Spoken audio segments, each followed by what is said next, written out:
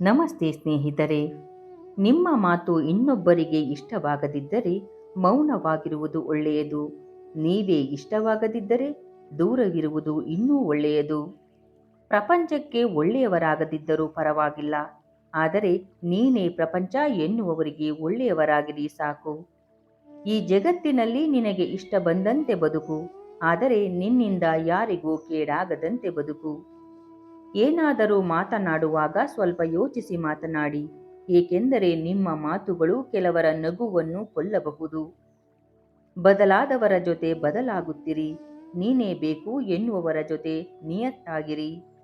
ಜೀವನ ಎಂದರೆ ಎಂದೋ ಓದಿ ಬಿಸಾಕಿದ ಪುಸ್ತಕವಲ್ಲ, ಪ್ರತಿದಿನ ಓದಲೇಬೇಕಾದ ನಿತ್ಯ ನೂತನ ಪುಸ್ತಕ. ನೀವು ಯೋಚನೆ ಮಾಡದೆ ಹೇಳುವ ಒಂದೊಂದು ಮಾತು ನಿಮ್ಮನ್ನು ಒಂದೊಂದು ನಿಮಿಷನೂ ಯೋಚನೆ ಮಾಡಿಸುತ್ತೆ. ಅದಕ್ಕೆ ಯೋಚನೆ ಮಾಡಿ ಮಾತಾಡಿ. ನಿಮ್ಮ ಆಯ್ಕೆ ತಪ್ಪಾಗಿದ್ದರೆ ನೀವೇ ಮೋಸ ಹೋಗ್ತೀರಿ. ನಿಮ್ಮ ಆಯ್ಕೆ ಸರಿಯಾಗಿದ್ದರೆ ವಿಧಿ ಮೋಸ ಮಾಡಬಹುದು. ಭಗವಂತನ ನಿರ್ಣಯ ನಿಮ್ಮ ಇಚ್ಛೆಯ ವಿರುದ್ಧವಾಗಿದ್ದರೂ ನಿಮ್ಮ ಒಳಿತಿಗಾಗಿಯೇ ಇರುತ್ತದೆ ಎಂಬುದನ್ನು ನೆನಪಿನಲ್ಲಿಟ್ಟುಕೊಳ್ಳಿ. ಸತ್ಯ ದರ್ಶನವಾಗಬೇಕೆಂದರೆ ಅಹಂಕಾರ ವಿಸರ್ಜನೆಯಾಗಬೇಕು. ತನ್ನೊಳಗೆ ತಾನು ಇಳಿಯುವುದೇ ಧ್ಯಾನ, ತನ್ನನ್ನು ತಾನು ತಿಳಿಯುವುದೇ ಜ್ಞಾನ. ಕಲಿಯುಗದಲ್ಲಿ ಯಾರ ಶಾಪ ಯಾರಿಗೂ ತಟ್ಟುವುದಿಲ್ಲ, ಆದರೆ ಅವರು ಮಾಡಿದ ಕರ್ಮ ಅವರನ್ನು ಮುಟ್ಟೇ ಮುಟ್ಟುತ್ತದೆ. ಒಂದು ನಗು ಸ್ನೇಹವನ್ನು ಪ್ರಾರಂಭಿಸುತ್ತದೆ, ಒಂದು ಪದವು ಜಗಳವನ್ನು ಕೊನೆಗೊಳಿಸುತ್ತದೆ.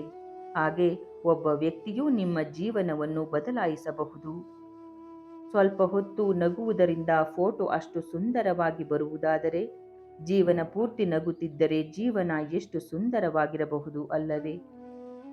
ಸಮಯವ ಕಾದು ಕುಳಿತವನು ಮೂರ್ಖನಾಗುತ್ತಾನೆ, ಸಮಯದ ಹಿಂದೆ ಓಡಿದವನು ಸಾಧಕನಾಗುತ್ತಾನೆ.